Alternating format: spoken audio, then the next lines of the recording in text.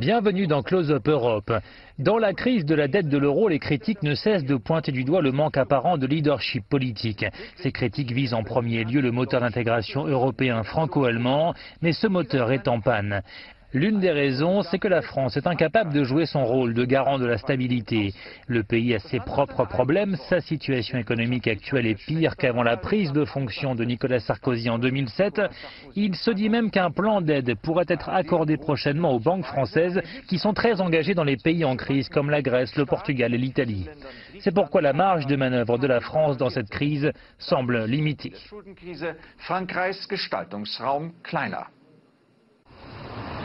La France va-t-elle être la prochaine cible des marchés obligataires, les marchés où les États et les entreprises viennent se financer ou se refinancer?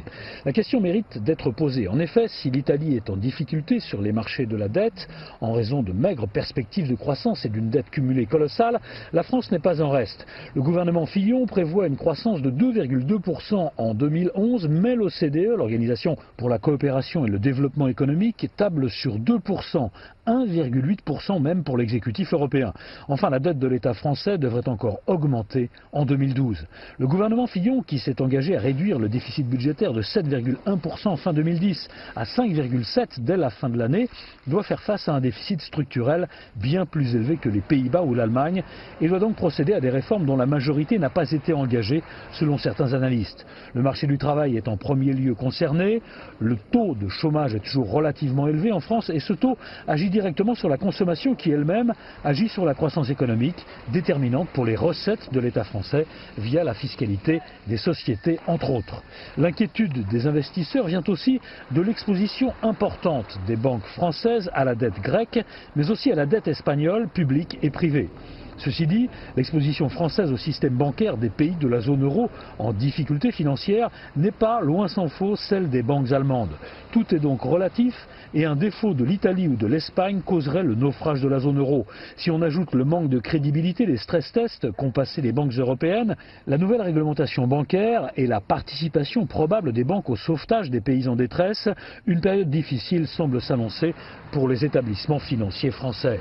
Selon les chiffres de Bruxelles, en France, l'action des pouvoirs publics pour sortir de la crise est restée limitée. Sur les années 2008, 2009, 2010, l'argent public supplémentaire injecté dans l'économie représente un peu plus de 5 points du produit intérieur brut. La moyenne est de 6 points en zone euro.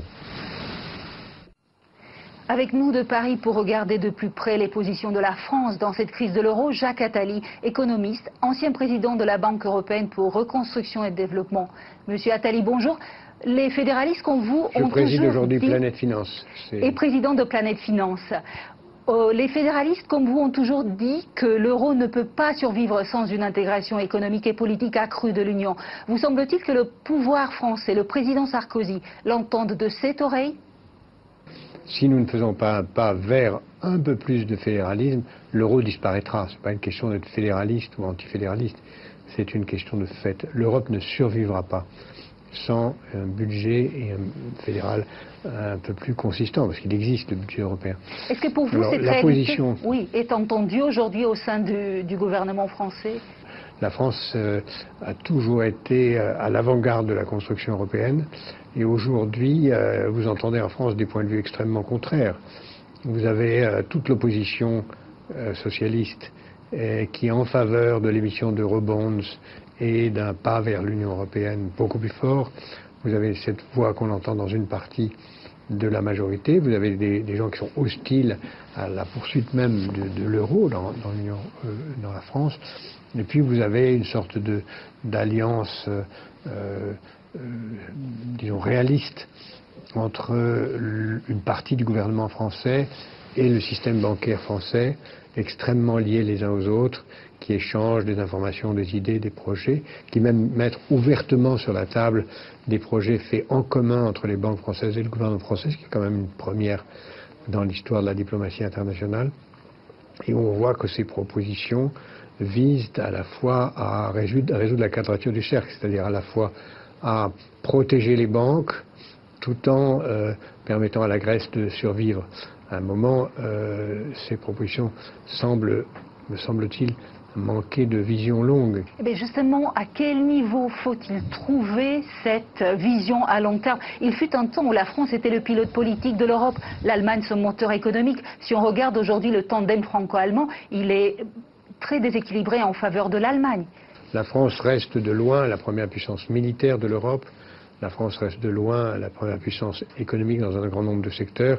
Et l'Allemagne a énormément de chômage, l'Allemagne a beaucoup de difficultés. La France reste aussi la première puissance démographique. Et là, vous contradisez l'opinion dominante qui dit que l'Allemagne est quand même le hégémon économique. Moi, je vous dis que l'Allemagne est l'homme malade de l'Europe à 20 ans d'ici. Parce que la faiblesse d'une nation se mesure essentiellement à sa démographie et à sa capacité à penser une stratégie longue. L'Allemagne n'a pas de stratégie longue. Les Français regardent cela avec une certaine prudence. Ils ne veulent pas, et c'est fondamental du point de vue français, antagoniser les Allemands. Il s'agit à la fois d'avancer vers plus de fédéralisme européen, mais sans mettre les Allemands en situation de s'y opposer, mais plutôt d'essayer de faire comprendre à nos amis allemands que c'est eux, les Allemands, qui ont intérêt à un progrès vers le fédéralisme allemand européen. Si la crise explosait, si la Grèce, par malheur, avait à sortir de l'euro, si l'Espagne ou l'Italie avaient à faire de même, l'euro monterait très haut, il est déjà beaucoup trop fort, et l'Allemagne, qui a fondé son modèle de développement entièrement sur les exportations et pas du tout sur le marché intérieur, serait en situation tragique.